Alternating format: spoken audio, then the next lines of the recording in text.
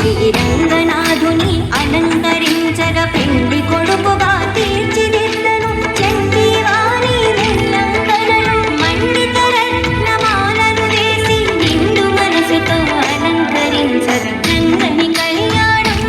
ఇది శ్రీరంగని కళ్యాణం రంగని కళ్యాణం ఇది శ్రీరంగని కళ్యాణం ఇది శ్రీరంగని కళ్యాణం ఇది శ్రీరంగని కళ్యాణం.